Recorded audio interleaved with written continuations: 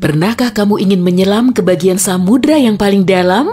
Nah, hari ini kamu akan punya kesempatan mewujudkannya. Sebelumnya, seberapa lama kamu mampu menahan napas? Tidak terlalu lama. Tenang, jangan khawatir. Silahkan naik kapal selamku dan ikutlah denganku dalam perjalanan menuju kedalaman. Siap? Oke, ayo menyelam. Saat ini, tepat di bawah permukaan, kamu melihat banyak makhluk hidup berkeliaran di sini. Banyak sekali ikan dan hewan laut, serta halo, orang-orang yang sedang berenang melambaikan tangan ke kita. Tapi kita tak akan berlama-lama di sini. Dadah!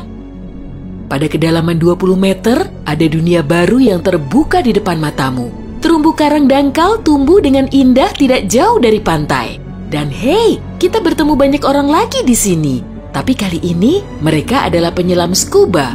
Tanpa peralatan khusus ini, tekanan air di kedalaman ini tidak ramah bagi penyelam biasa.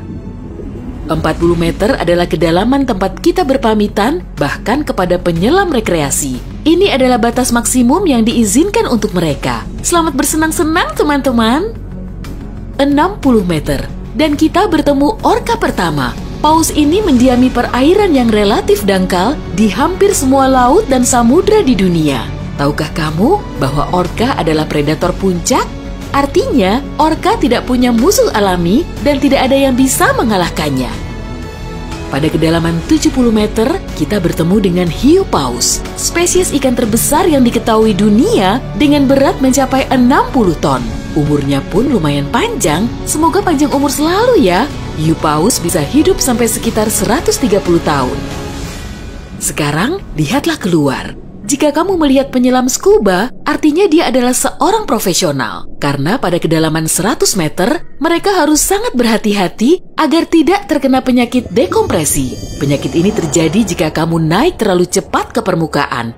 Dan jika beruntung, kamu juga bisa melihat gurita Pasifik raksasa.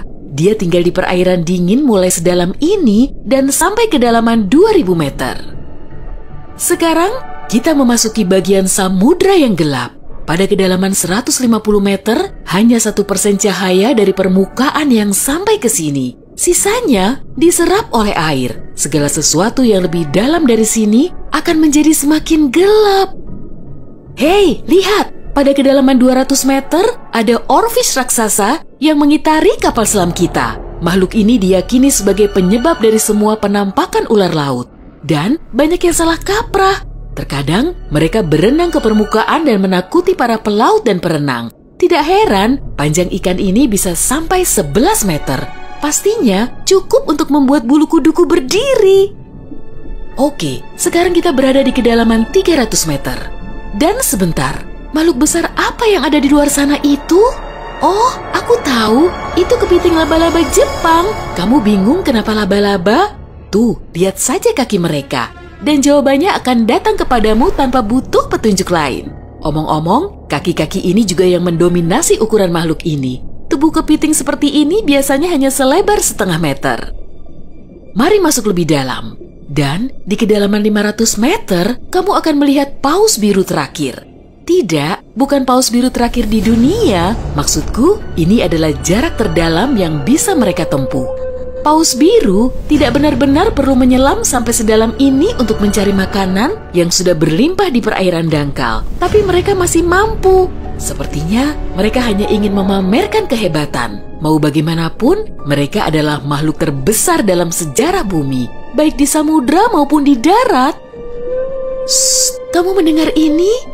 Ini adalah suara yang dibuat paus sirip untuk berkomunikasi dengan teman-temannya dari jarak berkilo-kilometer. Mereka bisa melakukan ini berkat saluran shofar atau saluran laut dalam yang umumnya dimulai dari 600 meter, tapi kedalamannya dapat bervariasi.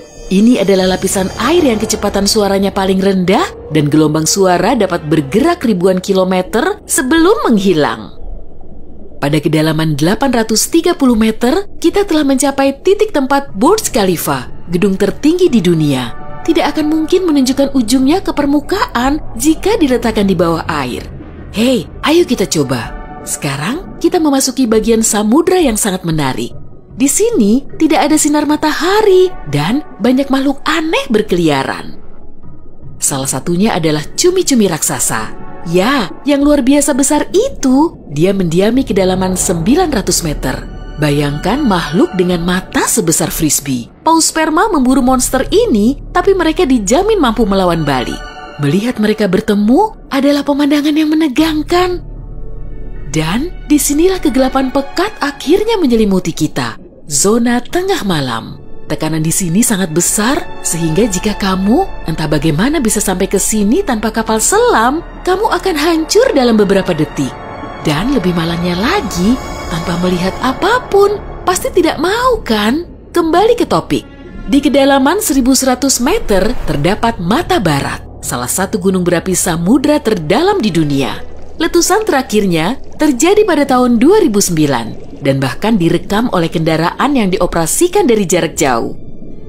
Di kedalaman 1280 meter, kita melihat hiu putih besar yang ganas. Predator ulung ini adalah jagoan di kedalaman ini.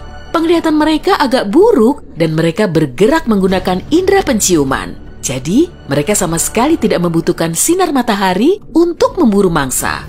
Aku tidak melihatmu, tapi tetap akan memakanmu.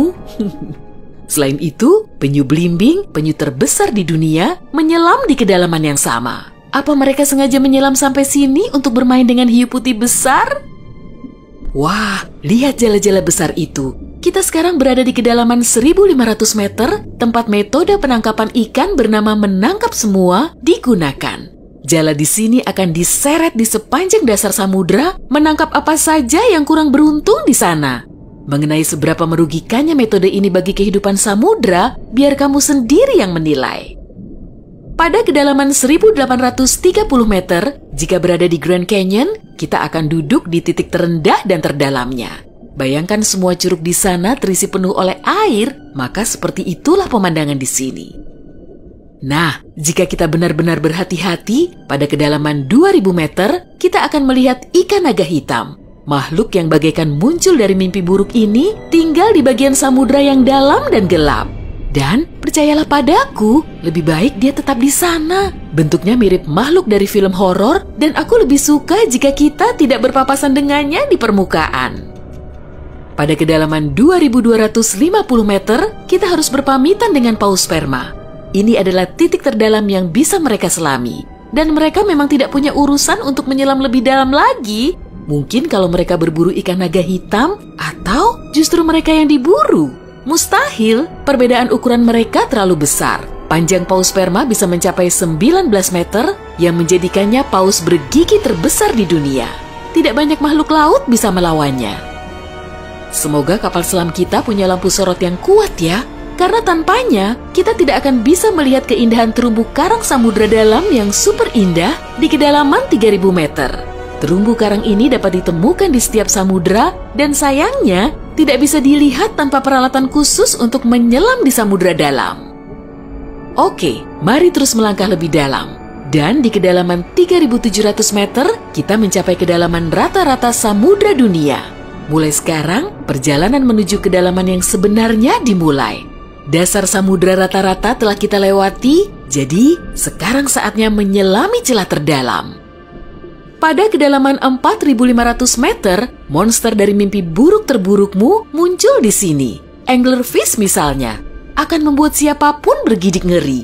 Giginya yang panjang dan bengkok, serta antena di kepalanya untuk memikat mangsa, sudah cukup untuk menimbulkan rasa takut, bahkan di hati orang-orang yang paling berani. Tapi yang lebih mengerikan, mungkin adalah makhluk yang disebut swallower hitam. Itu adalah monster mirip belut yang memiliki perut super elastis dan mampu menelan mangsa yang ukurannya 2 kali lipat.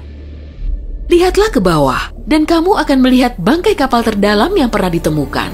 SS Rio Grande di Atlantik Selatan yang tenggelam pada tahun 1941 dan mencapai kedalaman 5.760 meter.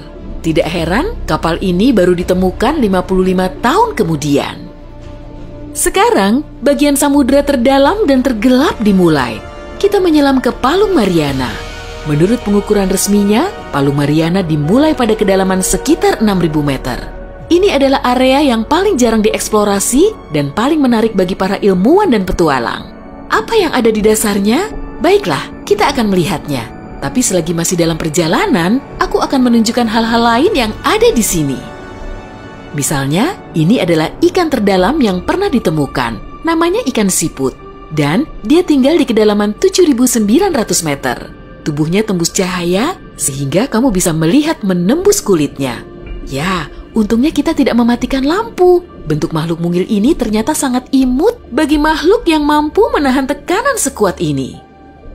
Makin rendah dan dalam, kamu tidak akan melihat jenis ikan atau hewan vertebrata apapun di sini. Tekanannya terlalu besar untuk makhluk-makhluk tadi. Tapi ada udang dan invertebrata lainnya. Belum lagi mikrob yang dapat hidup bahkan di bagian terdalam samudra. Dan bagian terdalam itu adalah kedalaman Challenger. Ini adalah bagian bawah Palung Mariana dan kedalamannya 10.927 meter. Ya, kita telah sampai di bagian paling bawah bumi. Tak banyak orang yang pernah ke sini dan tak banyak juga yang diketahui tentangnya. Tapi para ilmuwan tidak akan berhenti dan ada harapan kita akan segera menemukan rahasia apa yang berada di kedalaman samudra.